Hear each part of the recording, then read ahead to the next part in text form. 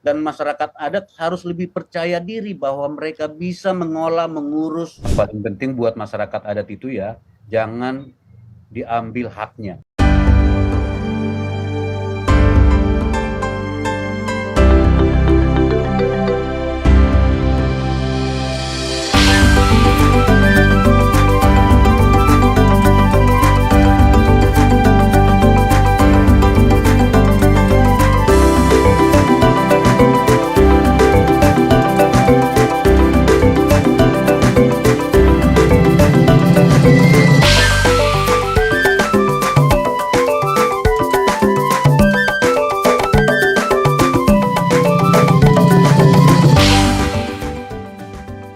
Selamat datang teman-teman dimanapun Anda berada. Bersama saya Putri Nere dalam Tribun Corner episode perdana.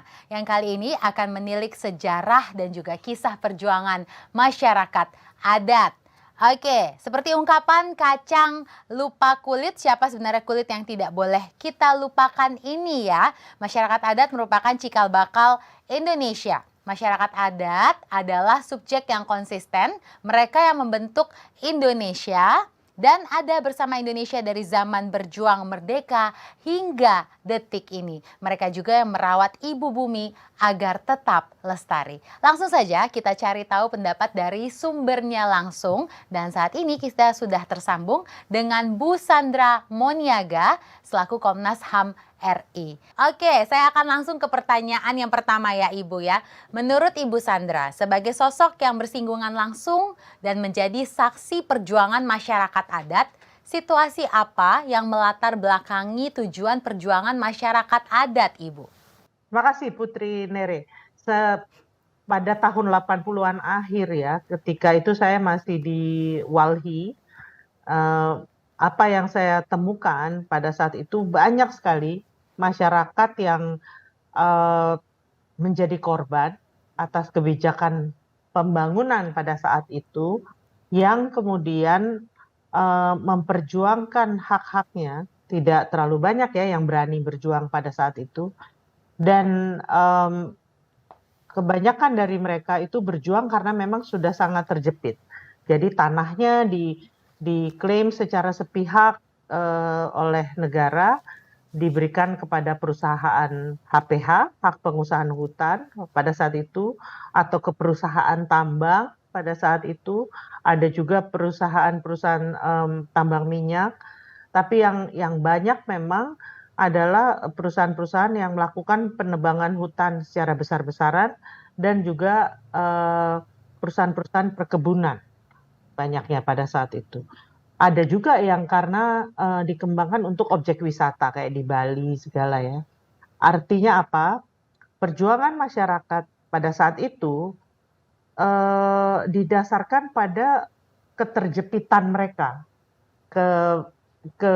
tidak adanya ruang gerak mereka untuk bisa tetap bertahan hidup sebagai masyarakat.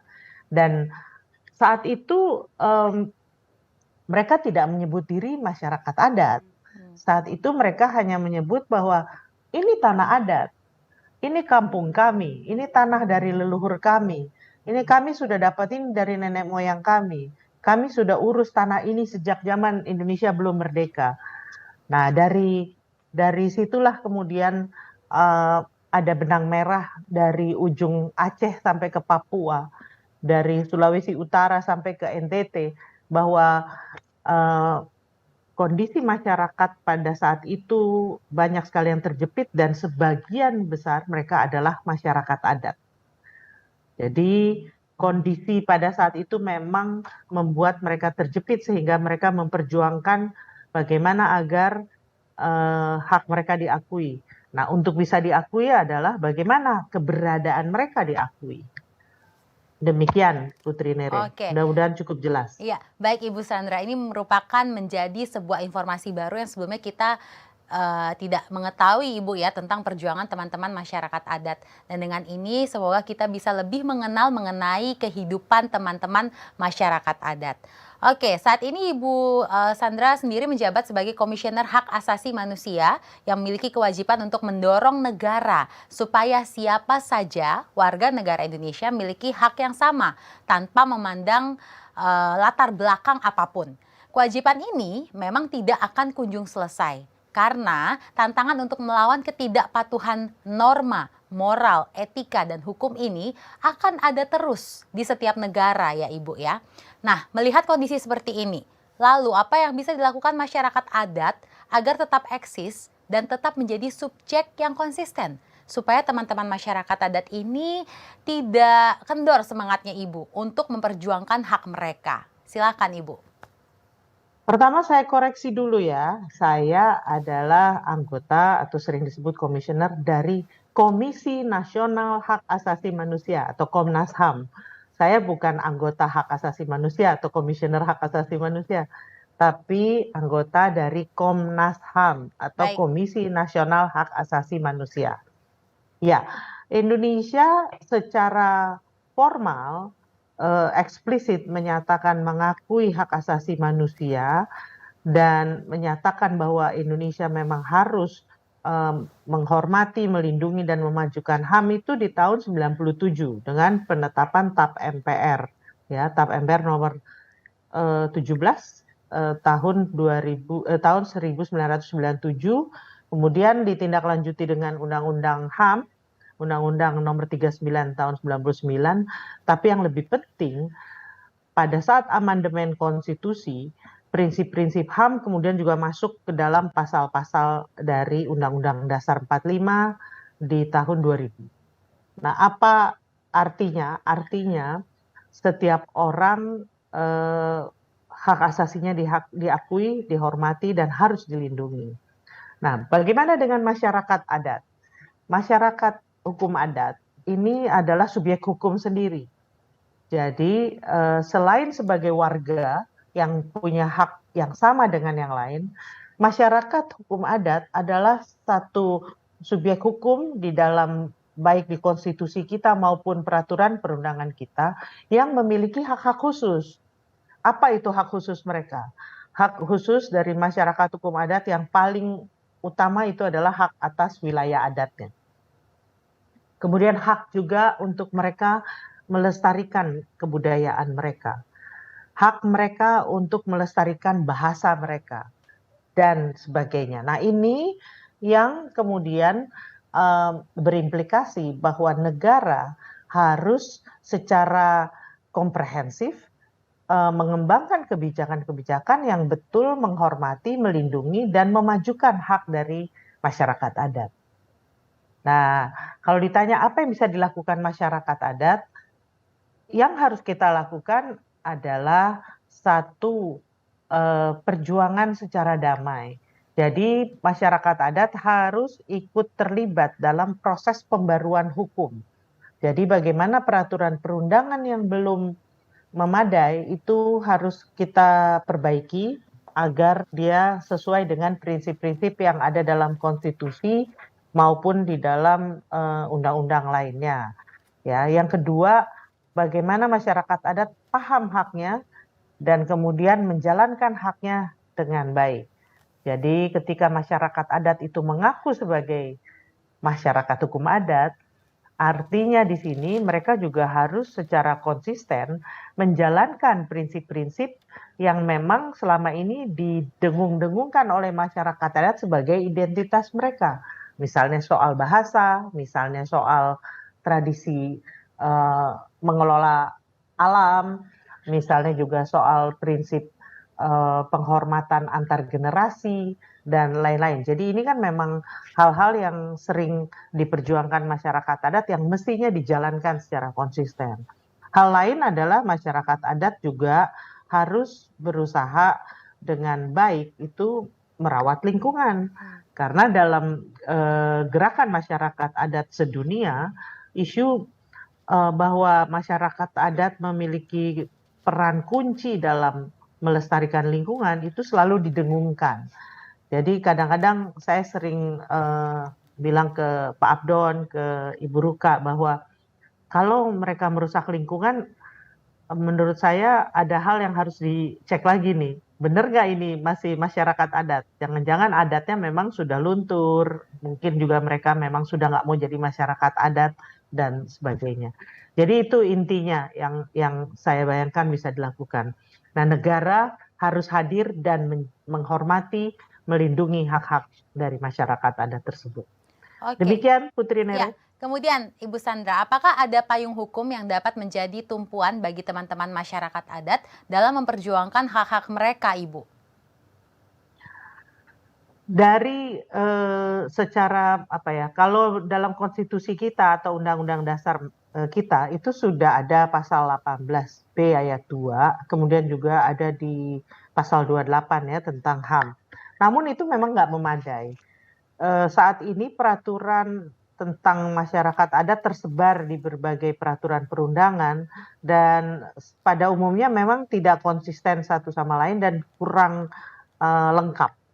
Karena itu memang Indonesia butuh satu undang-undang yang komprehensif, yang mengakui, menghormati, melindungi hak masyarakat adat, tapi betul-betul komprehensif dan didasarkan pada prinsip hak asasi manusia ya. Jadi di sini harus jelas siapa itu masyarakat adat dan harus jelas juga dengan konteks Indonesia di mana siapa itu masyarakat hukum adat itu telah kita kenal secara bersama baik melalui aman maupun juga lewat berbagai forum lainnya, tapi clear bahwa masyarakat hukum adat adalah rakyat. Masyarakat hukum adat dari dulu adalah rakyat dan dia bukan unsur negara, bukan unsur dari pemerintahan dari kapanpun. Itu yang ada di konteks Indonesia. Jadi kembali ke pertanyaan tentang apakah sudah ada peraturan perundangan tapi belum memadai. Gitu, Putri. Oke, berarti harapannya segera akan ada peraturan hukum yang memadai berarti Ibu ya? Ya, saya berharap memang RUU perlindungan dan penghormatan hak masyarakat hukum adat itu dapat segera dibahas di parlemen, tapi juga disahkan tentunya tapi dengan substansi yang baik ya, dengan materi yang baik. Ya, sehingga diharapkan ke depannya bisa betul-betul menjaga masyarakat adat ke depannya. Oke, terima kasih Ibu Sandra atas perbincangan kita, Ibu. Selanjutnya saya akan melanjutkan ke narasumber kedua, yaitu Bapak Abdon Nababan selaku Ketua Dewan Aman Nasional. Halo betul. Bapak Abdon, bisa mendengar suara saya ya? Putri Nere. Iya Bapak, gimana kabarnya? Baik, saya baik sekali. Oke, baik. Pak Abdon, saat ini Bapak masih aktif sebagai aktivis yang vokal, menyuarakan aspirasi dan ikut berjuang bersama teman-teman masyarakat adat ya Bapak ya. Boleh diceritakan tentang Aman Bapak dan bagaimana organisasi ini menjadi perpanjangan tangan masyarakat adat? Silahkan Bapak. Ya, kalau kita bicara tentang Aman, ya Aman itu organisasi yang mewadahi masyarakat adat yang berjuang. Ya, yang berjuang untuk diakui, dihormati, dipenuhi hak-haknya sebagai masyarakat adat.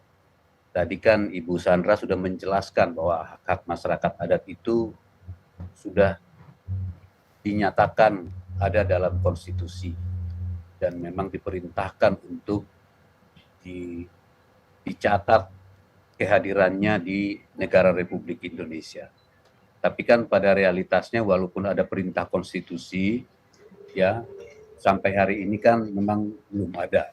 Karena itu masyarakat adat ada problem yang dihadapi masyarakat adat. Masyarakat adat itu merasa bahwa karena sudah ada negara Republik Indonesia dan negara ini mengakui dan menghormati masyarakat adat, ya mereka berpikir otomatis mereka akan terlindungi karena negara ini akan diurus oleh orang-orang yang budiman, orang-orang yang baik, orang-orang yang betul-betul memperjuangkan kedaulatan rakyatnya. Tapi realitasnya negara itu kan organisasi kekuasaan yang belum tentu juga orang-orang baik yang kemudian berkuasa. Nah ini masalahnya. Jadi ada satu kenaifan kolektif yang dialami oleh masyarakat adat dalam perjalanan sejarah tentang negara. Nah karena itu ya seperti diceritakan tadi oleh Ibu Sandra dalam perjalanannya dengan hadirnya konsep negara. Jadi konsep negara itu bukan hanya negara Republik Indonesia. Konsep negara sebelum negara Republik Indonesia itu sudah ada kerajaan kesultanan. Dan karena itu menjadi sangat penting bahwa masyarakat adat itu bukan negara. Ya, bukan negara, bukan pemerintahan Republik Indonesia, termasuk bukan pemerintahan kesultanan dan kerajaan di masa lalu.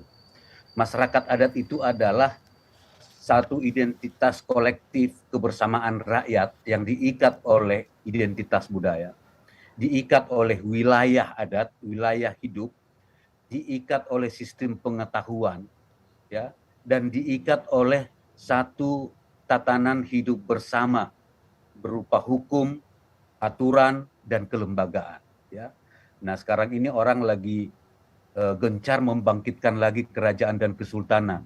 Ya, dan saya perlu tegaskan kerajaan dan kesultanan itu adalah konsep negara dan mereka bukanlah masyarakat adat. Nah, gerakan ini, gerakan rakyat ini ya mengalami problem yang besar karena tadi itu satu ada kenaifan kolektif di kalangan masyarakat adat bahwa negara yang merdeka sejak 1945 itu akan otomatis menghargai, menghormati dan melindungi mereka, ya. Yang kedua, negara yang mereka impikan itu, negara merdeka itu ternyata tidak punya waktu untuk melakukan dekolonisasi sistemnya. Ya, jadi ketika kita merdeka, maka sistem yang berlaku di negara Republik Indonesia itu adalah sistem-sistem kolonial. Jadi kita belum melakukan dekolonisasi yang sehingga rakyat Indonesia yang tadinya merasa terjajah di masa penjajahan kolonial akan bisa merdeka dan terbebaskan dari kolonialisme itu. Ternyata itu tidak terjadi karena kolonialisme itu ternyata berlanjut, ya, dari yang tadinya dilakukan oleh orang-orang Eropa, dalam hal ini pemerintah kolonial Belanda, berpindah dengan bangsa Indonesia, tapi dengan sistem kolonialistik yang masih hidup di dalam sistem negara kita. Nah, karena itu yang dilakukan oleh masyarakat adat adalah pertama, dia harus menghadirkan dirinya, menyatakan dirinya ada. Kalau di dalam konteks Kongres ke-6 di Jayapura ini, kita sebut Kitorang ada. Yes. Ya. Jadi ini ada hubungannya dengan Kitorang ada yang akan kita gaungkan nanti di Jayapura. Kitorang ada. Harus masyarakat adat harus menyatakan dirinya eksis. Caranya seperti apa? Mengorganisir diri. Ya. Jadi masyarakat adat itu sudah lama berjuang, tadi diceritakan oleh Kakak Sandra ya, tapi berjuang sendiri-sendiri sehingga perjuangannya tidak kelihatan. Ya, negara merasa atau nggak punya mata untuk melihat yang kecil-kecil. Ya, negara itu kan matanya pemerintah, ya, sebagai penyelenggara harus melihat sesuatu yang besar. Jadi aman itu adalah wadah bagi masyarakat adat yang tadinya kerja sendiri-sendiri di seluruh pelosok Nusantara, memperjuangkan berbagai haknya, ya, mengorganisir diri di dalam satu organisasi namanya Aliansi Masyarakat Adat Nusantara. Ya. Jadi supaya kelihatan, visible, terlihat dan besar karena kenyataannya besar. Ya. Puluhan juta orang masih mengaku diri sebagai masyarakat adat. Ya. Oke. Iya, kira-kira betul, begitu betul. ya, supaya kelihatan dan berjuang bersama-sama. Kira-kira Ibu Kakak Putri Nere begitu. Oke, siap. Kayaknya saya juga akan izin memanggil dengan Bang Abdon ya. Lebih Boleh. enak kayaknya saya manggil Bang. Oke, selanjutnya Bang Abdon. Ini kan pasti sudah mengalami pasang surut perjalanan organisasi aman ya dari tahun 99 hingga saat ini. Saat itu terobosan apa yang Bang Abdon lakukan agar negara ini tahu eksistensi masyarakat adat dan juga mengakui hak mereka? Capaian apa yang Bang Abdon bersama masyarakat adat raih saat itu, Bang? Nah ya, capaian yang pertama adalah melakukan penyadaran. Jadi menyadarkan masyarakat adat yang tadinya naif, ya, kenaifan kolektif itu menyatakan tidak bisa naif-naif begitu. Ya, ini negara, organisasi politik. Jadi masyarakat adat harus mengorganisir diri di dalam arena ini supaya orang-orang baiklah yang mengurus negara, bukan para bandit, bukan para para perampas, ya kira-kira begitu. Nah, jadi yang kita lakukan itu adalah memang mengorganisir Aman sebagai organisasi yang besar, ya, karena memang populasinya besar dan karena itu sekarang Aman itu menjadi organisasi masyarakat adat terbesar di dunia. Ya, jadi kalau dianggap itu capaian yang pertama. Capaian yang kedua adalah masyarakat adat itu kita dorong, kita bantu, kita fasilitasi supaya mereka menunjukkan dirinya ada. Alatnya adalah pemetaan partisipatif wilayah adat. Dan sampai hari ini gerakan masyarakat adat yang dimotori oleh Aman bersama teman-temannya di NGO sudah memetakan wilayah adat 20,7 juta hektar. Ya, dari perkiraan 84 juta. Ya. Artinya menghadirkan masyarakat adat ini di atas kertas, bisa masuk di laptop, bisa masuk di komputer, bisa dilihat di Google Earth. Ya. Eksis di dunia nyata dan di dunia dunia cyber. Cyber, ya. Ya, hadir. Itu yang kedua. Yang ketiga, ya capaiannya itu adalah ya membuat semakin banyak orang bicara tentang masyarakat adat. Karena dulu ketika masa Orde Baru, kalau bicara masyarakat adat, kita dianggap semuanya separatis, anti NKRI, anti pembangunan, bahkan di beberapa tempat disebut komunis, PKI. Ya. Nah, selama 20 tahun, kalau dianggap ini satu capaian adalah sekarang semua orang bisa bicara tentang masyarakat adat dengan bebas. Dan banyak pejabat berpidato tentang masyarakat adat. Bahkan Presiden Jokowi waktu masih calon presiden ya memasukkan 6 janji komitmen untuk masyarakat adat untuk diperjuangkan. Ya. Walaupun pada kenyataannya hasilnya kecil, tapi itu adalah pencapaian. Ya. Dan ada bupati seperti Bupati Matius Oweitau di Jayapura. Ya. Yang kemudian tidak merasa takut bicara masyarakat adat dan bahkan memperjuangkannya sebagai seorang bupati. Itu adalah capaian gerakan masyarakat adat 20 tahun. Ya. Bahwa itu belum cukup, tapi paling tidak itu adalah inspirasi. Ya, betul. Ya. Dan kongres nanti inspirasi dari Jayapura itu ya kita akan gunakan untuk menginspirasi seluruh Papua, menginspirasi seluruh Nusantara. Dan saya yakin juga akan menginspirasi gerakan masyarakat adat di seluruh dunia. Yes, begitu. Saya setuju Bang Abdon. Jadi memang gerakan masyarakat adat ini harus terus digaungkan, tidak hanya pada kongres nanti, tapi seterusnya ya. Jadi seluruh dunia tahu mengenai masyarakat adat ini. Wah, luar biasa sekali Bang Abdon. Namun tentunya masih banyak ya memang yang harus diperjuangkan terkait hak-hak teman-teman masyarakat adat sendiri. Oke, Bang Abdon. Kita bisa melihat juga ya bahwa pada tahun 80-an saat itu mungkin negara tidak mengenal yang namanya masyarakat adat begitu. Negara bisa secara sepihak merampas wilayah adat dengan membuat kebijakan yang menguntungkan pihak eksternal atau dalam hal ini investor ya Bang ya. Lalu bagaimana Aman beradaptasi dengan perubahan-perubahan kebijakan negara tersebut Bang? Nah yang perubahan negara ini kan karena kita yang memperjuangkannya ya. Jadi perubahan di dalam negara itu ya bukan hadiah. Itu karena masyarakat adat selama 20 tahun lebih bersama-sama ya di dalam satu gerbang memperjuangkannya. Jadi sekarang ini adalah yang sudah diperjuangkan itu harus dikelola, harus dimanfaatkan. Ya. Yang belum berhasil diperjuangkan ya terus kita perjuangkan. Kira-kira begitu Kakak Putri Nere ya. Nah, sekarang ya di Papua ada Otsus. Ya. Ya. Dan intisari dari Otsus itu adalah penghormatan, pemenuhan hak-hak masyarakat adat. Itu inti Otsus.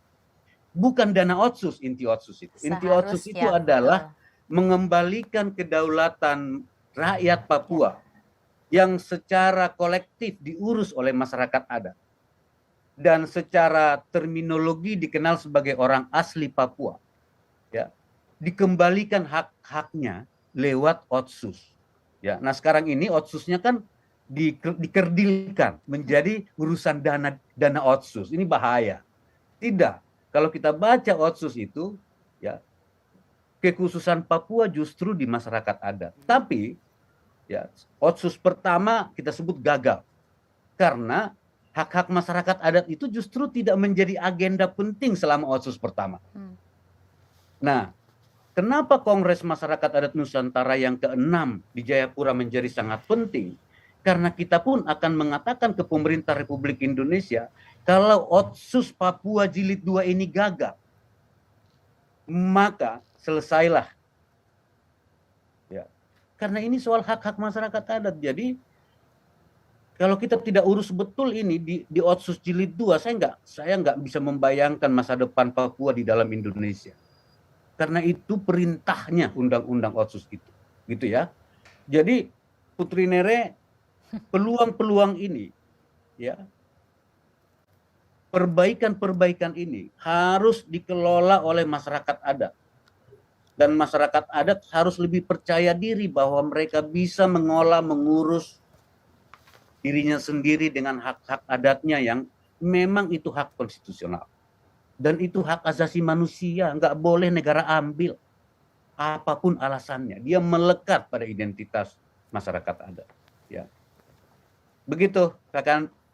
Oke, Bang Abdon, luar biasa. Jadi mungkin saya boleh minta harapannya sedikit tadi ya mengenai yang tadi dibicarakan oleh Bang Abdon mengenai Otsus. Mungkin ada masukan dari Bang Abdon sendiri. Ya, masukan saya pertama, Kongres ini di Papua menjadi sangat penting karena ingin kita mendorong seluruh pihak, ya, kembali ke intisari Otsus, kembali ke hak-hak masyarakat adat, dan Kongres ini menjadi gerakan solidaritas Nusantara dan mungkin juga internasional karena akan ada peserta-peserta dan peninjau dari internasional yang akan hadir dan menyaksikan bahwa Otsus Jilid 2 tidak gagal lagi. Ya. Dan betul-betul Otsus Jilid 2 ini tidak lagi soal uang, tidak lagi soal ekonomi, tapi ini soal jalan budaya yang berbasis hak masyarakat adat. Itu harapan saya, Kakak Putri Nere. Betul Bang Abdon, karena memang berbicara mengenai Papua itu jangan melulu mengenai diplomasi politik saja, tapi diplomasi budaya ke masyarakat adatnya harus lebih digiatkan lagi. Saya setuju dengan hal itu Bang Abdon. Oke, luar biasa Bang Abdon. Terima kasih atas perbincangan kita, tapi tetap bersama kami ya, karena nanti akan ada sesi lagi di mana kita akan ngobrol bersama Bang Abdon. Oke, baik. Aman sebagai organisasi bergandengan tangan bersama masyarakat adat untuk melindungi dan memperjuangkan hak masyarakat adat. Perjuangan ini juga bukan berlangsung hanya dalam semalam. Perjalanan panjang ditempuh dan masih akan terus diperjuangkan hingga hari ini. Dan sekarang saat ini di samping saya di studio sudah hadir bersama kita Ibu Ruka Sombolinggi yang saat ini menjabat sebagai Sekretaris Jenderal Aliansi Masyarakat Adat Nusantara. Halo Ibu Ruka. Halo, ketemu lagi kita. Ya, selamat pagi menjelang siang. Yes, selamat pagi menjelang siang. Oke, Ibu Ruka, tadi kita sudah mendengar berita dari Ibu Sandra, cerita dari Ibu Sandra, kemudian juga dari Abang Abdon yang membuat kita semua di sini tentunya mendapatkan informasi baru mengenai masyarakat adat ya, Ibu Ruka ya. Tepuk tangan juga untuk Ibu Ruka dan semuanya yang diaman dengan konsistennya terus menggerakkan mengenai masyarakat adat ini dan perjuangkan hak masyarakat adat. Oke, Ibu Ruka, pertanyaan saya sekarang. Walaupun ini kan sekarang pemerintah sudah mulai membuka dialog dengan aman untuk melindungi masyarakat adat. Nyatanya masih banyak perampasan wilayah adat yang terjadi ya Ibu ya. Strategi dan langkah-langkah apa yang akan aman pilih sekarang ini untuk menegaskan posisi masyarakat adat terhadap negara, Ibu Ruka? Ya, terima kasih banyak. Saya sih berharap dalam situasi sekarang ya. Dalam situasi sekarang kan terjadi rollback, terjadi kemunduran dalam sisi undang-undang dan kebijakan yang terjadi. Ada undang-undang Minerba, ada undang-undang Cipta Kerja, di Aman kami menyebutnya sebagai undang-undang cilaka. Di tengah ketiadaan peraturan yang komprehensif seperti yang disampaikan oleh Kakak Sandra dan Bang Abdon tadi. belum ada utang konstitusi, utang Indonesia, yaitu undang-undang masyarakat adat itu belum ada. Sehingga di tengah ketiadaan perlindungan itu, saat ini kita mengalami rollback, mengalami kemunduran yang luar biasa. Itu menghambat masyarakat adat untuk kemudian bisa progressing, bisa lanjut terus dengan agenda-agenda pembangunan di wilayah adat. Yang terjadi kemudian masih banyak tumbukan di sana sini, ya masih banyak pertentangan antara komunitas masyarakat adat dengan negara. Karena apa? Tadi itu tidak ada undang-undangnya, tapi undang-undang baru yang sangat agresif di wilayah-wilayah adat, merampas wilayah adat, dan bahkan gitu menghilangkan beberapa perlindungan yang tadi disebutkan oleh Kakak Sandra ada di dalam berbagai undang-undang, itu justru kemudian dihilangkan dan menjadi karpet merah untuk merampas masih yang tersisa dan dilindungi oleh masyarakat adat. Sehingga memang perjuangan untuk memperjuangkan undang-undang masyarakat adat itu masih menjadi salah satu misi utama dari masyarakat adat dan khususnya yang bergabung di AMAN saat ini. Kemudian ya tentu saja di tengah-tengah mempersiapkan diri ketika ada perlindungan masyarakat adat, tadi itu disebutkan kita harus menunjukkan diri ada, pemetaan partisipatif itu akan terus digalakkan karena ya hampir setengah dari masa saya menjabat sebagai sekjen itu adalah masa pandemi yang kami secara strict menerapkan lockdown wilayah adat gitu. Jadi tapi salah satu upaya juga adalah merespon tentang situasi terkini memang yang sudah dan bisa untuk mulai lanjut dengan agenda kehidupan, ya rencana kehidupan di wilayah-wilayah adat yang sudah diakui atau sudah dilindungi, itu harus terus menggalakkan penguatan pangan, kedaulatan pangan dan ekonomi. Jadi sistem pertahanan di kampung-kampung di wilayah adat bukan hanya dari dulu kan biasanya menahannya itu dengan pasukan-pasukan yang berjaga, tapi kali ini kita mencoba menahan dengan kalau terjadi kelaparan kita nggak akan lapar gitu.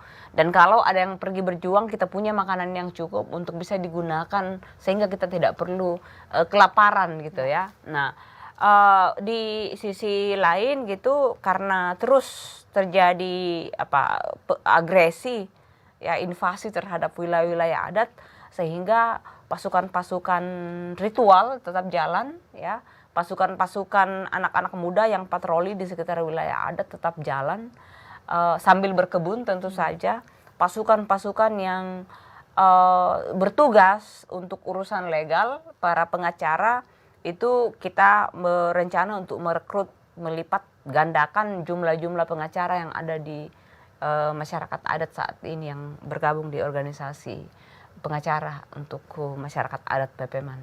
Oke, tapi sebetulnya Ibu Ruka, tantangan yang dihadapi AMAN sendiri itu apa saja? Tantangan yang kita hadapi ya kalau kita lihat saat ini, tantangan terbesar itu adalah bagaimana bisa menggerakkan masyarakat adat yang berada di lokasi yang begitu luas. Ini kan seperti mengurus satu negara ya. Jaraknya begitu luas, alat komunikasi kadang tidak sampai gitu. Bahkan kalau alat komunikasi tidak sampai, uang itu tidak cukup untuk bisa terus-terus berkomunikasi setiap saat. Dari sisi teknologi komunikasi, tapi juga dari sisi komunitas-komunitas masyarakat adat yang situasinya sangat berbeda. Nah itu tantangan, tapi saya senang karena itu disebut sebagai tantangan. Tantangan kan artinya memang untuk kita jawab ya, dan AMAN menjadi kami salah satu caranya adalah yang bekerja di Aman itu memang orang-orang yang berasal dari latar belakang anak-anak kampung semua. Iya, Kita usahakan karena dengan begitu kita bisa mulai menggunakan jembatan komunikasi budaya, Betul. antar budaya. Justru tantangan itu dijadikan semangat ya Ibu ya untuk berjuang terus bagi Iya. masyarakat adat. Iya, dan Aman itu justru menjadi wadah untuk menjadi proyek Bhinneka Tunggal Ika. Jadi dalam saya melihat ya, kalau selama ini saya selalu mendengar dari refleksi seperti yang disampaikan oleh Bang Abdon dan Kakak Sandra sebelumnya, juga dari yang sebelum-sebelumnya itu, saya kemudian mengingat gitu, sebenarnya Aman ini adalah proyek Bhinneka Tunggal Ika terbesar yang ada dalam sejarah Indonesia. Setuju nggak Bang Abdon? Iya, Betul. Setuju. Itu sudah karena memang kebinekaan itu ada di intisarinya masyarakat adat. adat. Semua Yes. itu berdaulat mandiri bermartabat. Persis. urusan Bhinneka Tunggal Ika selesai itu. Iya. Itu sudah Bang Abdon Jadi- kalau kata orang Papua. jadi itu yang Tanpa proyek dia sudah terjadi secara alami. iya. Iya. Tanpa ada masyarakat adat nggak ada Indonesia. Nah, itu dia. Jadi mungkin itu yang bisa patut terus menjadi menjadi cahaya Iya, iya, untuk iya. bisa terus membuat ada selalu terang untuk bisa kita lihat, oke, kita ini minimal terus berjuang, terus berusaha hadir melalui pemetaan wilayah adat, terus benahi secara internal. Kita kan banyak tuh yang Ya. katanya tidak begini dengan perempuan, dengan generasi muda begini, terus Ya. kita benahi. Banyak yang masih tidak sesuai dengan hak asasi manusia, tapi ini adalah proyek Bhinneka Tunggal Ika yang terbesar menurut saya dalam sejarah Indonesia, karena itu tadi pemerintah ini bukan orang budiman yang memang tidak mengerjakan Oke. proyek Bhinneka Tunggal Ika itu. Oke, menarik sekali Bu Ruka atas pandangannya. Nah sekarang saya akan melanjutkan ke pertanyaan yang lain ya Ibu ya. Kita ini kan juga dihadapkan Indonesia, bahkan seluruh dunia ya, dihadapkan pada pandemi selama 2 tahun belakangan ini ya Ibu ya. Pandemi ini seperti babak baru yang harusnya bisa membuka mata kita semua tentang PHK massal, perubahan kolaps, dan juga krisis lainnya. Kemudian ada banyak juga perusahaan yang dibangun dengan merampas wilayah adat. Dan hal ini dipandang sebagai sebuah kelalaian pemerintah untuk melindungi masyarakat adat dan lebih mementingkan kepentingan korporasi, Ibu. Nah, bagaimana Ibu Ruka melihat fenomena ini? Ya, ada kalau kita mau masih menanggapi secara lurus, ada ketidakmampuan pemerintah untuk memaknai apa itu recovery dari sisi ekonomi dan bagaimana apa sesungguhnya yang disebut dengan nilai-nilai ekonomi. Ya, dari yang disebut sebagai ekonomi kerakyatan yang dulu dicanangkan oleh para pendiri bangsa, kan bukan itu yang terjadi saat ini. Yang terjadi itu adalah kapitalisasi, ya, kapitalisme dan liberalisme yang kemudian dianggap sebagai jalan emas untuk pembangunan ekonomi Indonesia. Dan di atasnya itu kemudian wilayah-wilayah adat memang dengan sengaja disebut tidak potensi, tidak punya. Jadi gaya hidup, cara hidup masyarakat adat yang dianggap subsisten itu dianggap sebagai tidak ekonomis. Sehingga dia harus dieksploitasi, dia harus dirubah wajahnya dan bentuknya dalam bentuk perusahaan-perusahaan. Nah, pandemi ini sesungguhnya harusnya ya, karena bagi kami, harusnya bagi pemerintah menjadi cara untuk melihat jawaban bagaimana kehidupan baru ke depan. Yang disebut dengan pemerintah sebutnya itu ya, new life, new apa. Tapi kehidupan baru itu justru new normal harus justru kembali melihat ekonomi yang bertahan selama pandemi ini, ekonomi yang bertahan. Dan ini kita di masyarakat adat mendapat jawabannya karena dari awal Aman punya cukup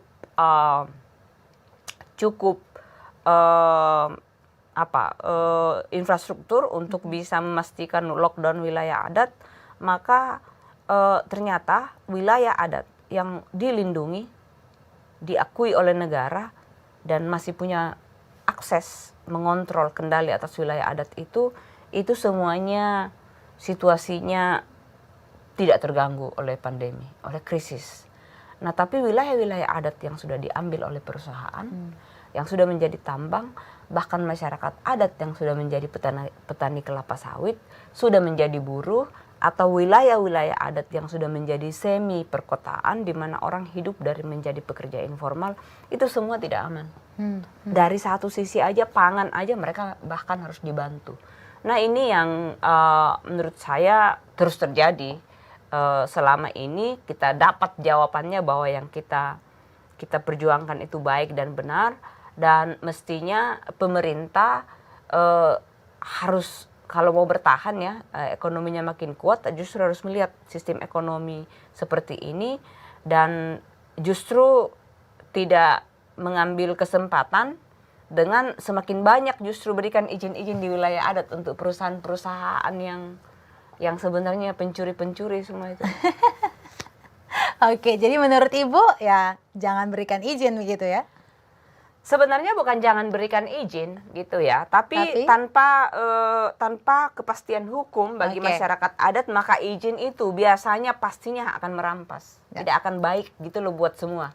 Oke, berarti memang harus ada peraturan payung hukum yang memang membatasi. Jadi yang biasanya kami sampaikan itu adalah, tapi itu saja kemampuan untuk mendengar dan kemudian memahami. Kadang-kadang ini kan yang kita bingung ya, dengan kita punya negara ini.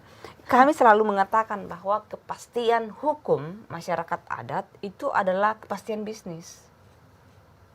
Itu kuncinya. Karena bisnis itu tanpa kepastian hukum masyarakat adat pasti gagal, terlalu mahal juga. Karena harus sewa sana sini, bayar ini, bayar itu, jadi tidak menguntungkan. Tidak menguntungkan dan terlalu semakin membuat korupsi makin mencengkeram dan menggerogoti negeri ini.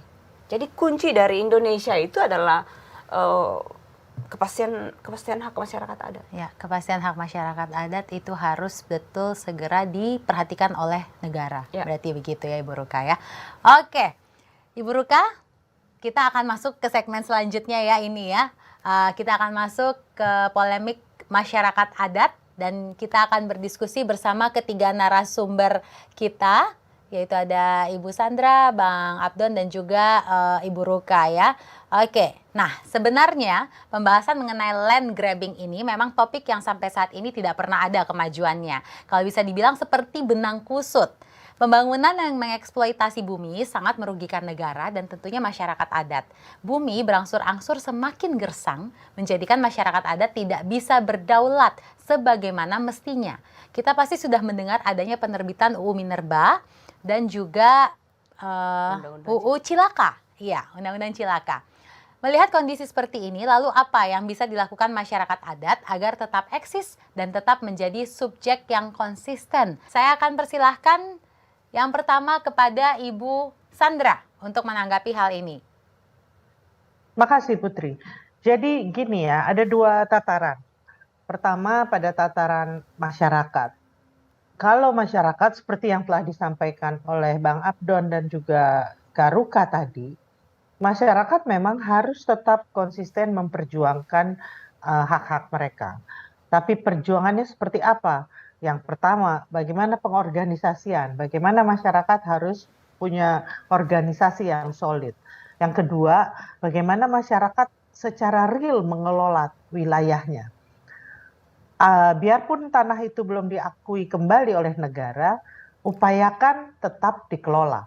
Nah, bagaimana mengelola dengan baik? Nah, ini situasinya beragam ya, dari satu tempat ke tempat lain ya, Bang Abdon, Garuka. Tapi intinya jangan sampai pengetahuan masyarakat atas wilayahnya itu hilang. Bagaimana itu bisa tetap dirawat? Mari dicoba dengan kondisi apapun yang mereka miliki. Nah, tapi pada saat yang sama dukungan dari Aman, dukungan dari kawan-kawan BRWA, dari JKPP, dari kawan-kawan yang membantu melakukan pemetaan itu harus tetap ada bahkan harus diperkuat, dan juga dukungan dari kalangan masyarakat sipil yang lain, dari kalangan pembela hukum, mereka belajar hukum, bagaimana mereka juga memperjuangkan semuanya lewat mekanisme hukum yang tersedia. Nah, tapi pada saat yang sama negara, ini saya ingin menegaskan ya, karena Putri pakai istilah land grabbing. Jadi dari hasil inkuiri nasional yang dilakukan oleh Komnas HAM bersama Komnas Perempuan, bersama Aman, dan juga pada saat itu Korsup KPK ya, kemudian ada kemitraan, JKPP, Huma, Samdana, dan banyak lembaga, itu menemukan bahwa memang ada persoalan serius dengan hak-hak masyarakat adat ketika pemerintah Orde Baru pada tahun 60 70-an itu, akhir 60-an awal 70-an, itu melakukan klaim sepihak, melakukan satu klaim sepihak menyatakan kawasan hutan dan kemudian menjalankannya sebagai hutan negara. Dan dari hasil survei oleh Biro Pusat Statistik bersama Kementerian Kehutanan tahun 2007 saja ya, itu ada 33.000 desa ternyata yang ada di dalam kawasan hutan. Jadi bisa dibayangkan sejak akhir 60-an, awal 70-an sampai 2007, itu jadi sekitar 35 tahun lebih ya, hampir 40 tahun, ada begitu banyak kampung yang diklaim secara sepihak oleh negara sebagai kawasan hutan. Oke. Nah, bagaimana dengan ini? Ini yang harus dilakukan proses identifikasi, inventarisasi untuk ada proses pengembalian atau yang kita sebut restitusi hak. Nah, ini sudah menjadi komitmen dari Presiden Jokowi, juga dinyatakan oleh pemerintah, tapi prosesnya pelan sekali. Oke. Oke. Jadi ini yang kita harus melakukannya secara komprehensif. Nggak mungkin masyarakat terus berjuang, tapi dari negara tidak mau mengoreksi kesalahan di masa lalu. Oke, jadi semuanya harus bisa mengkoreksi ya Ibu ya, baik pemerintah dan juga tentunya masyarakat adat. Oke, Ibu Sandra, saya akan lanjut sekarang ke Bang Abdon. Silakan Bang Abdon. Ya, saya melanjutkan saja yang dari Ibu Sandra Moniaga ya, karena memang masalahnya di situ. Jadi kalau masyarakat adat kan sudah mengorganisir diri seperti saya ceritakan tadi, ya. Dan pemerintah juga sebenarnya ada perubahan-perubahan, tapi komunikasinya, kerjasamanya masih banyak macet, ya.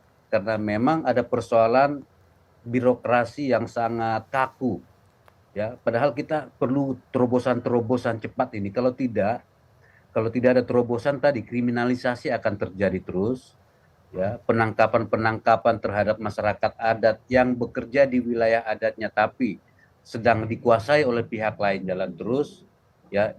Ini akan menimbulkan biaya sosial dan ekologis yang luar biasa yang akan ditanggung oleh bangsa ini. Jadi memang yang sudah ada ini harus kita percepat. Nah, dari sisi tentu saja saya dari sisi masyarakat adat ya. Tadi masyarakat adat harus terus mengorganisir diri, harus terus eksis, ya. Yang kedua, harus terus melawan. Jadi tidak lagi naif seperti dulu, ya. Jadi harus lebih kritis masyarakat adat itu. Kalau ada yang tidak sesuai dengan kepentingan masyarakat adat dan tidak sesuai dengan hak masyarakat adat, mereka harus responsif, harus melakukan resistensi, ya. Itu yang kedua.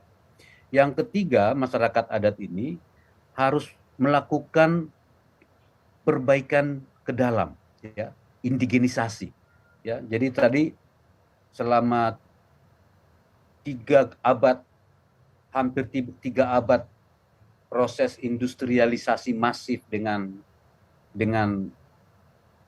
eksploitasi sumber daya alam ini, ya, dan juga pendidikan yang mencerabut kita dari akar budaya kita, maka masyarakat adat juga harus melakukan indigenisasi, mengembalikan kekuatan-kekuatan adat itu ke akarnya, dan dari sana kemudian baru membangun, merebut kemajuan dengan akar budaya, dengan adat yang kuat itu. Saya menyebutnya indigenisasi. Oke. Ya, baik. Yang keempat, yang Ya, terakhir oke. adalah sistemnya ini, yang sekarang saya bilang ini masih kolonial, undang-undang kita masih undang-undang kolonial, ini harus segera direformasi cepat, ya. Karena kalau tidak, inilah respon sebenarnya negara untuk sama-sama dengan masyarakat adat memperbaiki bangsa ini supaya Trisakti Soekarno itu terjadi, ya. Berdaulat dalam politik, ya, berdikari dalam ekonomi, dan jati diri dalam budaya, bermartabat dalam budaya. Oke. Baik, silahkan Bu Ruka untuk melengkapi. Ya, tadi terus berjuang, negara juga perlu berubah karena gini, Kakak Putri, kalau melihat pekerjaan-pekerjaan, saya sangat setuju untuk terus didorong kita bekerja gitu, tetapi juga perlu dilihat realitasnya.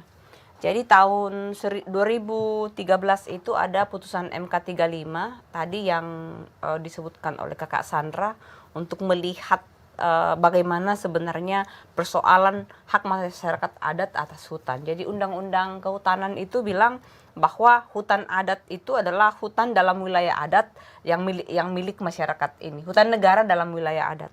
Lalu MK bilang itu tidak benar. Masyarakat adat yang benar, masyarakat adat ada punya hak atas wilayah dan sumber daya alamnya, maka kalau ada hutan di dalamnya itu adalah hutannya milik masyarakat adat, bukan hutan negara. Nah, itu memberi mandat yang tadi disebutkan oleh Kakak Sandra itu untuk mengembalikan wilayah-wilayah adat yang selama ini sudah diklaim sebagai hutan negara, kawasan hutan negara. Nah, yang terjadi kemudian adalah ini balik lagi tahun 2007 itu tadi Bang Abdon sudah bicara tentang bagaimana mengutus, memperkuat kader-kader aman. Sudah 2007 itu kita mulai dari pemilu 2009 kita itu sudah mulai ikut berpartisipasi di dalam arena-arena politik. Memastikan yang terbaik dari sahabat-sahabat masyarakat adat, yang terbaik dari anak-anak adat dari wilayah adat itu membawa mandat dari masyarakat adat untuk membuat perubahan kebijakan, menciptakan dan merebut ruang.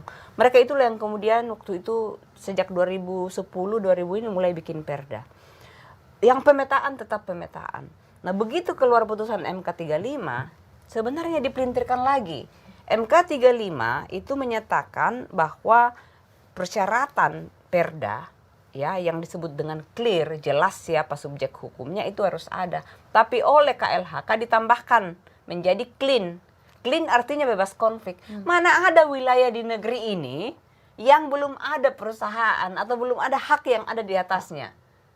Ya, jadi itu yang kemudian membuat situasinya menjadi hampir tidak mungkin bagi masyarakat adat untuk mendapatkan kembali wilayah-wilayah adat yang selama ini sudah disebut sebagai kawasan hutan negara kembali menjadi milik masyarakat adat dan kemudian bisa dikelola tadi mewujudkan berdaulat mandiri bermartabat. Yang menjadi persoalan kalau kita mau lihat secara jujur, kalau dulu kami tidak mulai mengutus masyarakat adat itu masuk di parlemen, menjadi bupati, menjadi gubernur, menjadi kepala desa, kami tidak melakukan pemetaan, maka sebenarnya persyaratan yang namanya perda dan wilayah adat saat ini itu nggak akan ada alat bagi pemerintah untuk mengakui yang disebut dengan hutan adat yang ada saat ini. Itu semua hasil kerja masyarakat adat. Ya. Dan pemerintahnya yang memang melambat sehingga ini tadi yang membuat tadi itu Pak Jokowi mestinya malu ke Jayapura kalau hanya bicara tentang peta di desa adat di Papua gitu, kampung adat di Papua dan hutan adat. Hutan adat nilainya Pak Jokowi untuk masyarakat adat dari masyarakat adat untuk nawacita. Jadi Jokowi dalam angka itu adalah 75.000 hektar. Bandingkan dengan jutaan, ratusan ribu hektar yang diserahkan kepada perusahaan dan juga diberikan hak kelola kepada masyarakat atas nama perhutanan sosial. Jadi kalau ada yang bertanya kenapa harus, tadi itu Bang Abdon bilang nggak boleh naif. Kalau ada yang memang tidak sesuai, ya harus disampaikan. Jadi Oke. begitu kakak ini. Belum lagi undang-undang Cipta Kerja yang tadi saya sudah sampaikan dampaknya akan seperti apa. Oke, aduh ini memang kalau bicara mengenai masyarakat adat akan semakin seru karena kita jadi mengetahui makin lebih dalam lagi begitu ya Ibu Ruka ya. Semoga kita segera bisa menemukan titik terang ya Ibu ya tentang hal ini, Amin. karena di sini kita juga bersama-sama memperjuangkan hak-hak masyarakat adat tentunya. Oke, selanjutnya sekarang kita beralih kepada visi misi dan cita-cita aman yang menginginkan kemandirian masyarakat adat. Kemandirian ini menunjukkan keberdaulatan masyarakat adat. Mereka bisa mengelola SDA dengan bijaksana yang bisa menjaga keberlanjutan bumi. Tadi kan sempat kita singgung ya bahwa sekarang ini Indonesia sedang menghadapi pandemi COVID-19. Boleh diceritakan nggak Ibu Sandra, Bang Abdon dan juga Bu Ruka, bagaimana situasi dan keadaan pangan dan kesehatan masyarakat adat? Bagaimana resiliensi masyarakat adat dalam jangka panjang? Kembali saya persilahkan kepada Ibu Sandra. Terima kasih Putri. Saya rasa kalau yang paling tahu kondisi kesehatan masyarakat adat ya Kakak Ruka inilah sama Pak Abdon yang masih keliling-keliling terus.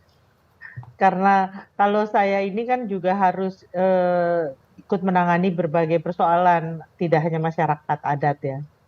Tapi dari beberapa interaksi, beberapa komunikasi yang terus terjalin dengan banyak masyarakat, saya sependapat dengan Kak Ruka bahwa masyarakat adat yang memang berdaulat atas wilayahnya saat ini itu ada dalam kondisi yang aman. Mereka punya wilayah hidup, mereka juga punya kontrol atas kehidupan dia. Dia boleh memilih dia mau makan sayur apa, dia mau tanam padi apa, atau dia mau rawat sagu misalnya, kalau di Papua ya, dia mau tanam hipere yang mana, jenis apa, itu mereka sepenuhnya yang menentukan. Mereka mau potong babi kah, mau potong ayam kah? Kalau sapi saya lihat mereka bilang terlalu besar Ibu. Lebih keras.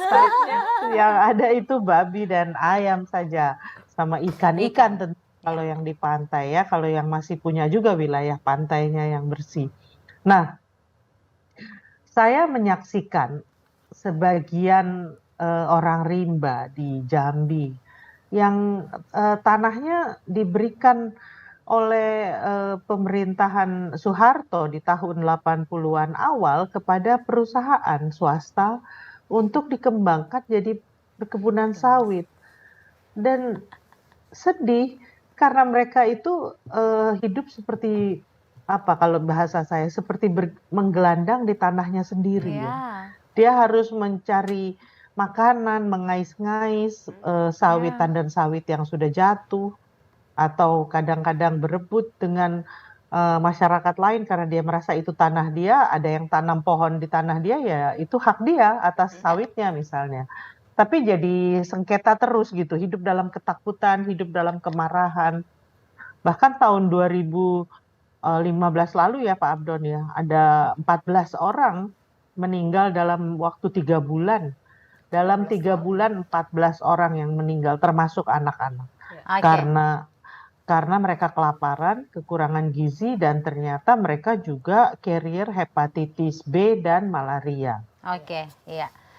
Jadi bisa dibayangkan kondisinya sangat ekstrim antara satu dengan yang lain. Nah, jadi kalau mau lihat tentunya kita juga nggak bisa pukul rata. Kita harus bisa melihat mana yang saat ini hidup dalam wilayahnya dengan aman dan bisa mengelola dengan baik.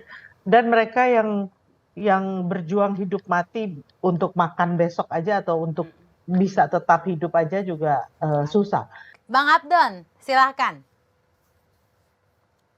Ya, saya pikir ya kalau ya saya biasanya akan kalau lama di lapangan biasanya saya tambah gendut.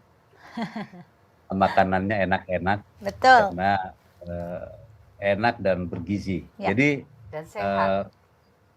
Itu sudah. Itu sudah. Jadi saya sangat percaya itu ya, dan saya termasuk yang sering jalan dan melihat bagaimana masyarakat adat itu kalau mereka punya kendali atas wilayah adatnya, ya mereka akan berkecukupan pangan, berkecukupan energi dan obat-obatan, ya karena mereka semua ada di wilayah adat mereka. Jadi saya ini juga menjadi penting dari Kongres Masyarakat Adat Nusantara yang ke-6 ini.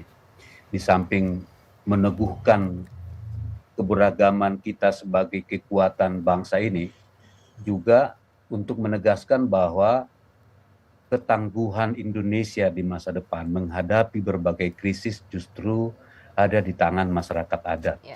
Ya, dan itu hanya mungkin terjadi kalau tadi ya kepastian atas wilayah adat itu bisa kita percepat prosesnya, kepastian hukumnya. Ya, jangan khawatir investasi tidak bisa masuk. Masyarakat adat bisa membangun kerjasama dengan pihak luar, ya asal tidak ada pelepasan hak di dalamnya. Bisa sistem sewa. Di Bali terkenal dengan BOT, Build Over Transfer, ya bisa bagi hasil, bagi untung, ya. Sekarang banyak sekali yang dikhawatirkan terhadap lahirnya undang-undang masyarakat adat karena ada para korporasi, para konglomerat ini khawatir tidak bisa lagi berusaha di wilayah adat. Itu menurut saya kekhawatiran yang berlebihan. Ya. Yang paling penting buat masyarakat adat itu ya jangan diambil haknya, bekerja sama oke, ya, dan termasuk menghadapi krisis pangan dan krisis energi dan krisis air yang sudah diprediksi akan datang dalam waktu dekat ini. Menurut saya pemerintah harus bersama-sama dengan masyarakat adat karena solusinya ada di wilayah adat, ya, dengan adat, ya tentunya. Oke, iya, oke. Sekarang saya memberikan giliran kepada Ibu Ruka. Ya tadi yang disampaikan oleh Bang Abdon dan Kakak Sandra itu benar sekali ya, benar sekali. Jadi di awal pandemi itu kami di Aman itu sudah sadar betul bahwa ini barang baru dan di dalam sejarah dunia gitu, kalau ada pandemi ini sangat berbahaya bagi masyarakat adat. Karena biasanya gene pool-nya masih yang lebih homogen gitu, kemudian jauh dari jarak dan bahkan dalam beberapa sejarah itu beberapa masyarakat adat kemudian hampir punah karena pandemi. Nah itu juga termasuk di kampung saya. Itu yang membuat Aman di awal-awal itu bahkan sebelum pemerintah Indonesia menyatakan PSBB itu itu kita sudah namanya lockdown wilayah adat, karantina berbasis wilayah adat. Jadi di Aman kebetulan kita sudah punya yang namanya panduan tanggap darurat sejak dari dulu sudah dipakai tapi baru diresmikan, disahkan itu di 2018 dan langsung waktu itu tim-tim tanggap darurat yang bekerja. Yang pertama bekerja itu adalah memastikan menjaga supaya jalan keluar masuk karena ini kan barang dari luar. Pandemi ini kan virus dari kota. Jadi keluar masuk tidak boleh sembarangan. Tapi ada banyak sekali anak-anak di kota yang harus pulang ke kampung karena juga takut di kota. Orang tuanya tidak bisa menjamin kalau mereka tinggal di kota. Jadi dibawa pulang melalui sistem karantina. Waktu itu ramai-ramai. Bikin tenda untuk karantina dulu selama berapa minggu, seminggu, 10 hari baru bisa masuk kampung. Ada yang tinggal di kebun, ada yang tinggal di hutan, macam-macam caranya. Nah setelah melewati masa respon yang super darurat itu, masa respon darurat berikutnya adalah mengecek kira-kira ini barang kalau berlanjut pandemi ini kita selamat nggak ya, berapa lama gitu. Bagaimana cara mengeceknya? Ketersediaan pangan. Jadi diperintahkan lagi tuh cek stok pangan berapa di kampung. Nah disitulah mulai terkuak jawabannya. Ternyata masyarakat adat yang masih tadi itu ada ekstrim memang ini tadi yang disebutkan oleh Kakak Sandra. Ekstrimnya itu bisa dikelompokkan. Jadi ekstrim pertama yang masyarakat adat yang masih berdaulat dilindungi gitu atas wilayah adatnya itu bahkan surplus makanannya berlebih ya, bahkan bisa sampai bertahun-tahun. Ada juga masyarakat adat yang meskipun wilayah adatnya itu masih utuh segala macam, tapi pola produksinya itu sudah sangat erat dengan pasar. Kemudian juga tata praktek-praktek tradisi sosial budaya di masyarakat itu sangat tergantung pada makan bersama itu. Nah itu di kampung saya, seperti kampung saya itu. Mm-mm. Makanan itu di dalam keluarga ternyata di dapur itu ternyata 60% itu dari pesta, dari upacara. Jadi begitu pandemi tidak boleh upacara adat, langsung Iya, tidak ada stok. tidak berkurang, pada khawatir stok pangan, sementara Iya. berapa bulan lagi akan ini. Nah, kemudian yang tadi itu yang sudah menjadi petani kelapa sawit, yang sudah menjadi buruh, yang sudah menjadi tadi itu yang tinggal di kota, itu semua terancam.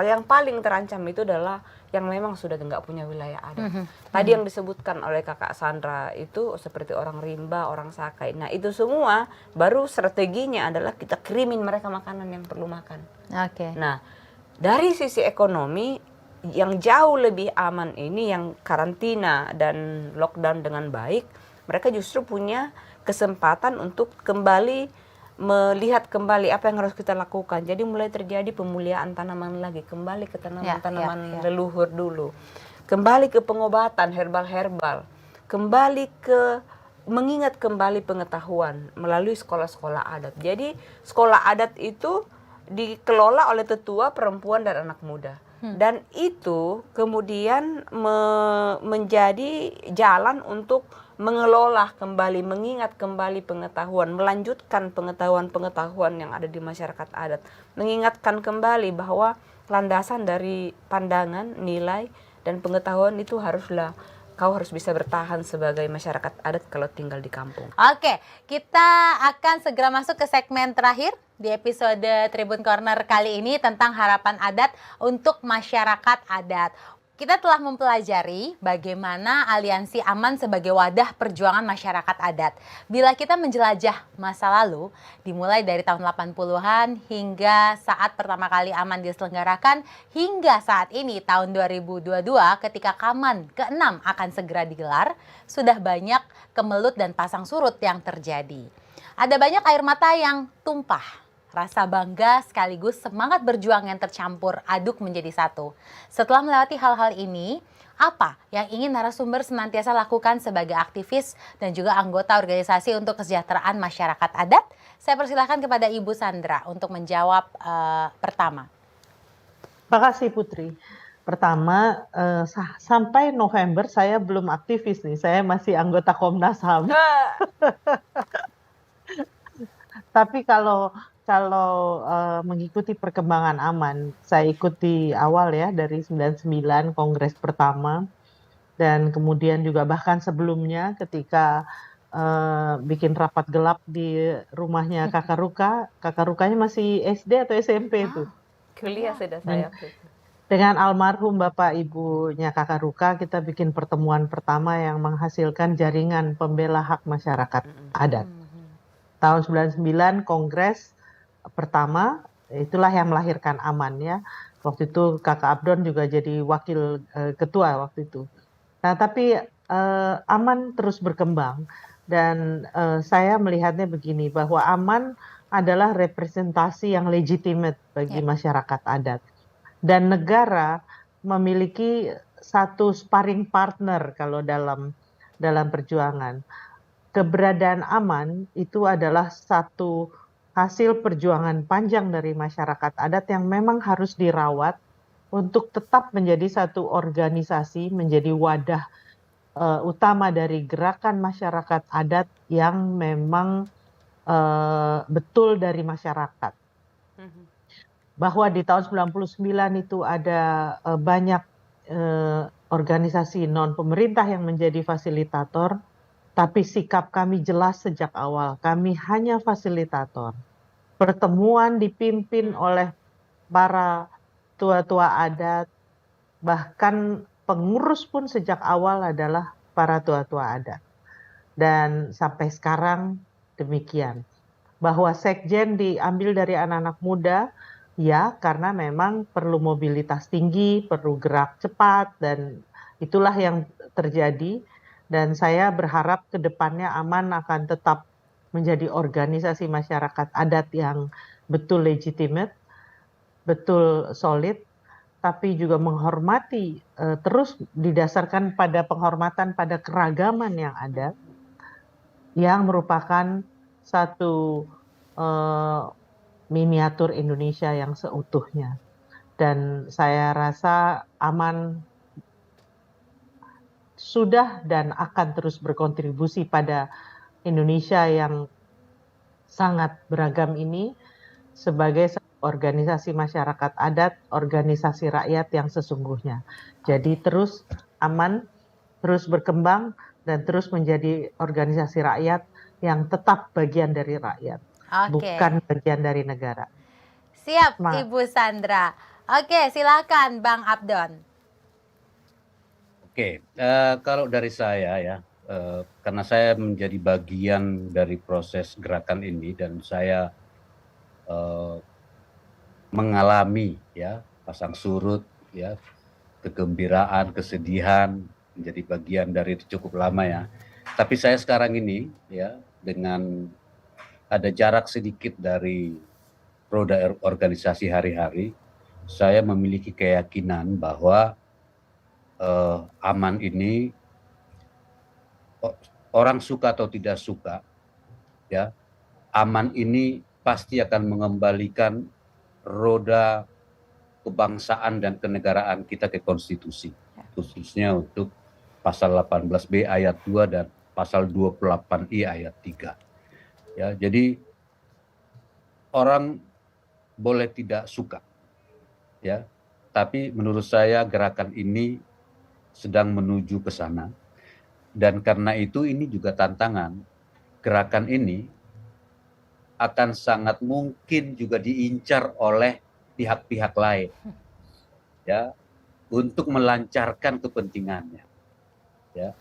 Jadi pesan terakhir saya adalah ya, tetaplah menjadi gerakan rakyat ya, tetap menjadi bagian dari gerakan sosial bersama masyarakat-masyarakat yang tertindas lain ya. Dan saya yakin itulah cita-cita para pendiri bangsa untuk Indonesia, bukan yang lain. Siap, Bang Abdon. Sekarang Bu Ruka, silakan. Iya, ada banyak yang kalau dilihat dari awal ya, bahkan sebelum berdirinya Aman sampai hari ini, itu situasi dari masa ke masa itu kan dia bisa berubah cepat sekali. Dan kalau saya cukup bangga karena organisasi ini mampu merespon ya, mampu merespon, mampu menavigasi dirinya di tengah-tengah situasi yang tidak menentu, khususnya dalam 2 tahun terakhir. Di tengah-tengah tidak menentu selama ini karena terus-terus kita sudah 1 dekade memperjuangkan undang-undang masyarakat adat belum ada. Di tengah kadang ya, di tengah ketidakpastian hak gitu, mau menanam takut-takut gitu, atau mau makan, mau panen takut-takut karena itu katanya taman nasional, ini masih banyak sekali, atau kawasan lindung.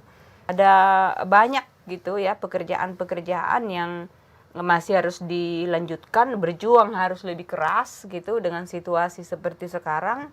Tapi kita sedang punya misi, punya beban, punya tanggung jawab besar karena saat ini tadi Bang Abdon bicara tentang bencana gitu. Saat ini kita sedang berada dalam situasi yang diterpa oleh krisis iklim. Yang bisa memberikan solusi itu adalah masyarakat adat yang katanya saat ini masih menjaga 80% keragaman hayati dan budaya. Ya. Yang ada di muka bumi ini yang menyelamatkan kita, dan itu harus terus kita jaga dan terus kita kembangkan. Kita harus terus merehabilitasi ibu bumi karena untuk bukan hanya tadi menyelamatkan diri sendiri tapi menyelamatkan seluruh umat manusia. Dan saya berharap, saya yakin ya organisasi ini dengan makin banyaknya anak-anak muda dan perempuan yang dinamis akan mampu menjalankan itu di kampung-kampung. Oke. Baik, ini masih ada pertanyaan terakhir untuk ketiga narasumber kita. Jadi saya akan berikan kesempatan karena luar biasa sekali diskusi kita hari ini dan bisa membuka mata kita ya, dan bisa merasakan dan tergerak untuk bersama-sama mencapai mimpi Bhinneka Tunggal Ika ya, Ibu Ruka dan yang lainnya. Oke, singkat saja pertanyaan terakhir. apa yang ingin narasumber sampaikan kepada seluruh masyarakat adat di Indonesia? Silakan Ibu Sandra, kemudian Bang Abdon, dan terakhir Ibu Ruka. Sebagian besar sudah saya sampaikan ya tadi Put. Tapi kalau ditanya lagi, saya hanya titip pesan aja. Satu, teman-teman masyarakat adat jangan lelah berjuang. Tapi juga bagi yang sudah mendapatkan kembali tanahnya, jangan juga lalai mengelola wilayah adatnya dengan lestari. Oke. Yang kedua, masyarakat adat harus terus memperbaharui diri. Sudah waktunya masyarakat adat harus sepenuhnya menghormati keadilan gender. Bagaimana antara perempuan, laki-laki, dan juga jenis kelamin lainnya yang ada dalam masyarakat adat memiliki kedudukan yang sama. Dan yang ketiga, masyarakat adat juga harus terus mau memperbarui diri dengan menghormati hak-hak orang muda. Karena merekalah masa depan dari masyarakat adat.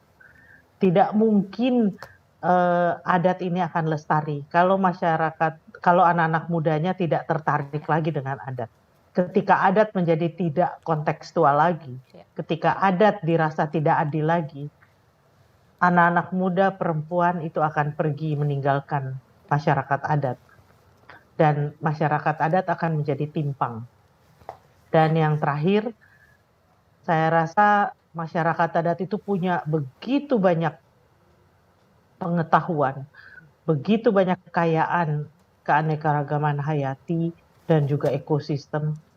Dan saya percaya ini adalah modal besar bagi masyarakat adat itu sendiri, bagi bangsa, tapi juga bagi bumi kita.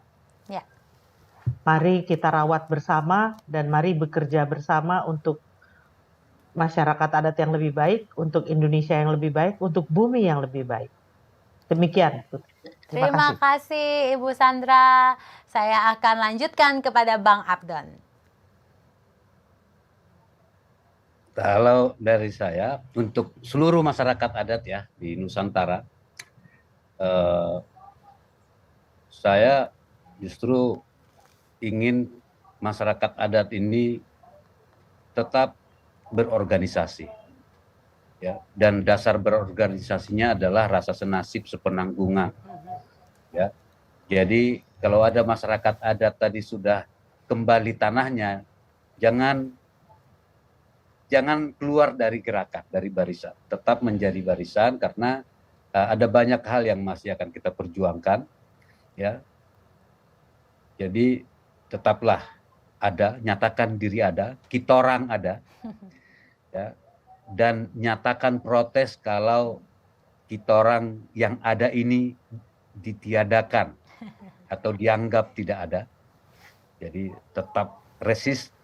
Dan yang ketiga, rawat adat, ya, bikin sekolah-sekolah adat, teruskan pendidikan adat supaya ada generasi muda yang melanjutkan apa yang sudah dimulai oleh para leluhurnya, para orang tuanya. Dan terakhir, jangan jemu-jemu mengingatkan pemerintah atau penyelenggara negara bahwa negara ini belum di jalan yang dicita-citakan oleh bangsa ini. Masih banyak hal yang harus diperbaiki, gitu ya. Jadi itu pesan saya. Jadi masyarakat adat jangan menunggu, ya. Jangan pernah merasa bahwa perubahan itu akan datang dari tiba-tiba dari orang lain. Ya, perubahan itu hanya akan ada karena kita bersama-sama berjuang, ya. Jadi perubahan bukan hadiah. Perubahan adalah perjuangan. Terima kasih. Oke, kita orang ada, itu sudah Bang Abdon. Terima kasih. Silakan Ibu Ruka. Ya, ini negara punya kita, ya. Kita orang ada, tapi kita harus berjuang lebih keras. Kita harus membuktikan bahwa kita lebih baik dari penyelenggara negara ini, dan kita harus hadir di wilayah-wilayah adat yang negara tidak hadir. Jadi itulah perannya organisasi, dan buat masyarakat adat jalan yang sudah ditempuh oleh leluhur kita panjang mempertahankan wilayah adat kita, itu yang harus kita ingat dan tidak boleh membuat kita menyerah dalam berjuang. Liku-likunya naik turun, lama, panjang, berbelit-belit, berkelok-kelok, tapi pasti akan berhasil. Yes, pasti akan berhasil. Terima kasih kepada ketiga narasumber kita yang luar biasa, Ibu Sandra, Bang Abdon, Ibu Ruka. Terima kasih sudah berbincang bersama kami di Tribun Corner kali ini.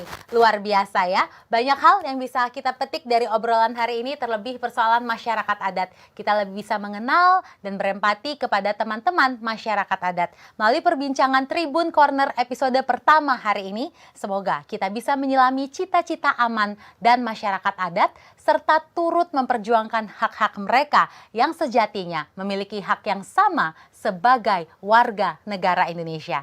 Jangan lupa untuk terus mengikuti informasi dari Tribun News dan Kongres Masyarakat Adat Nusantara 6 di microsite kami, kamanvipapua.id, dan juga Instagram Tribun News, @tribunnews, dan @akulokal-aku-bangga. Untuk bersama-sama kita menyukseskan perhelatan Kongres Masyarakat Adat Nusantara 6. Akhir kata, saya Putri Nere undur diri. Terima kasih saya ucapkan kepada narasumber yang telah hadir hari ini sekali lagi, dan teman-teman dimanapun Anda berada. Panjang umur perjuangan untuk hak-hak masyarakat adat. Dadah!